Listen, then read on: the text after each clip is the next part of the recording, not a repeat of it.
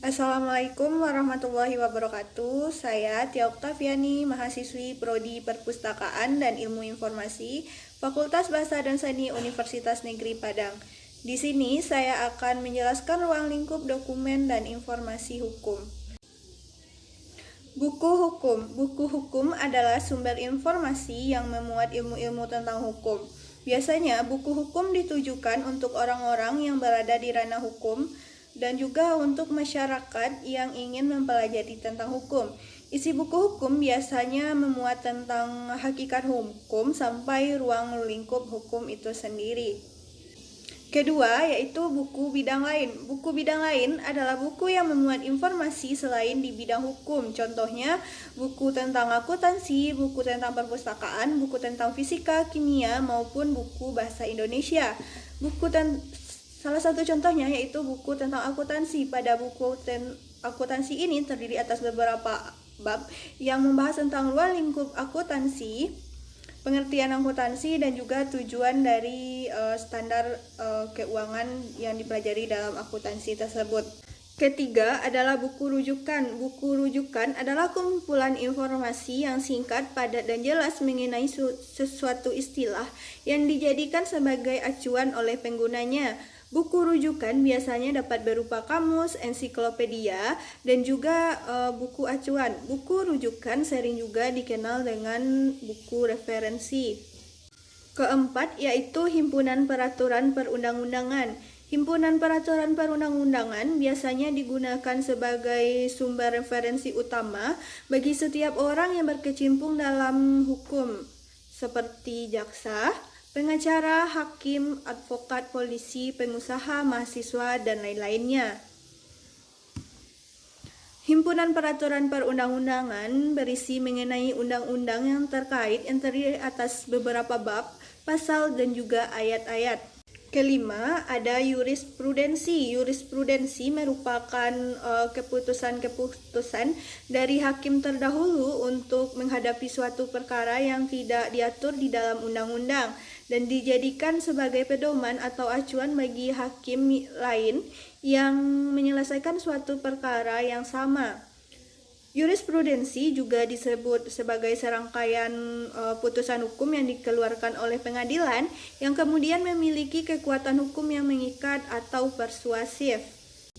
Keenam, ada laporan penelitian hukum. Laporan penelitian hukum merupakan media atau dokumen komunikasi antara penulis atau peneliti dengan masyarakat, terutama pembaca yang sudah ditargetkan. Tentunya berkisaran seputaran ranah hukum. Laporan penelitian hukum biasanya memuat tentang hasil penelitian dan metode yang digunakan dalam penelitian hukum tersebut. Ketujuh, hasil seminar hukum. Hasil seminar hukum adalah sebuah laporan yang dibuat setelah melakukan atau mengikuti seminar yang berkaitan tentang hukum. Selanjutnya ada naskah akademis atau rancangan undang-undang. Rancangan undang-undang adalah undang-undang yang diusulkan dan dipertimbangkan oleh lembaga legislatif. Rancangan undang-undang tidak menjadi undang-undang sampai disahkan oleh legislatif. Dalam banyak kasus disetujui oleh eksekutif.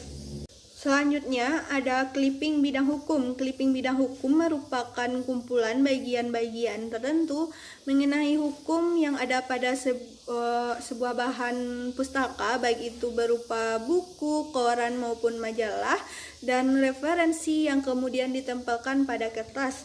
Fungsi clipping adalah mengemas ulang bacaan, sedangkan yang di clipping bisa berupa artikel, berita, maupun foto. 10, yaitu berita negara. Berita negara merupakan koran atau media resmi yang diterbitkan oleh suatu negara. Di Indonesia, berita negara biasanya digunakan untuk menginformasikan atau mengumumkan peraturan perundang-undangan dan pengumuman resmi lainnya.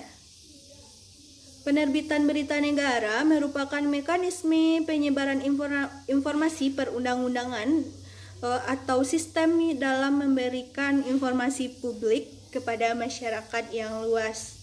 11. Lembaran negara. Lembaran negara merupakan publikasi berkala dengan ikutan penomoran pemuatan yang berisikan berbagai informasi yang berkaitan dengan segala bentuk kebijakan. Lembaran negara Republik Indonesia mempunyai kekuatan pemaksaan atas pemberlakuan pada keseluruhan wilayah kedaulatan Republik Indonesia. Selanjutnya yaitu lembaran daerah. Lembaran daerah adalah penerbitan resmi yang dilakukan oleh pemerintahan daerah yang digunakan untuk mengundangkan peraturan daerah dan keputusan gubernur maupun kepala daerah.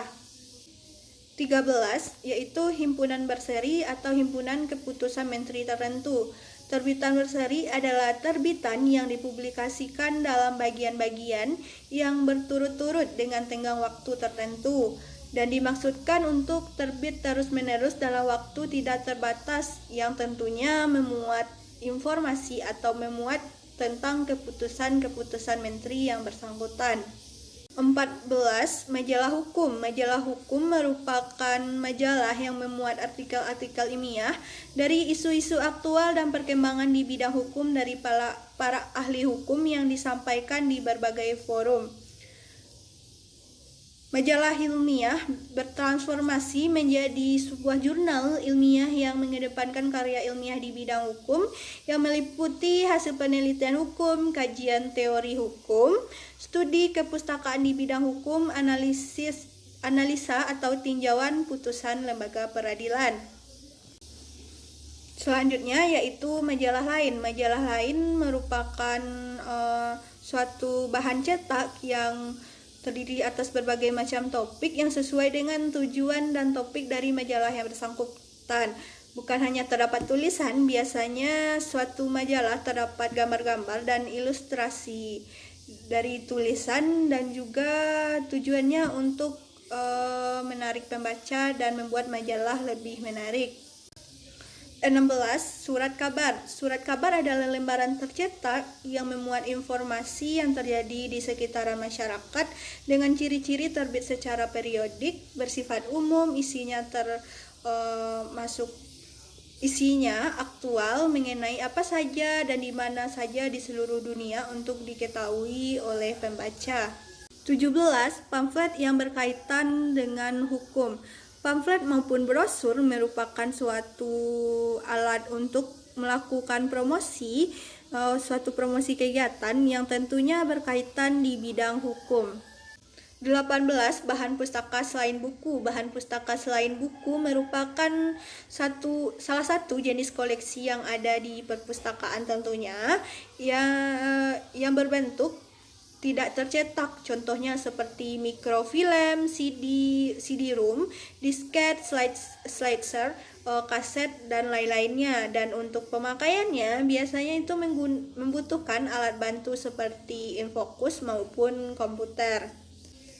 Sekian penjelasan dari saya mengenai deskripsi ruang lingkup dokumen dan informasi hukum. Saya Tia Oktaviani mengucapkan terima kasih. Assalamualaikum warahmatullahi wabarakatuh.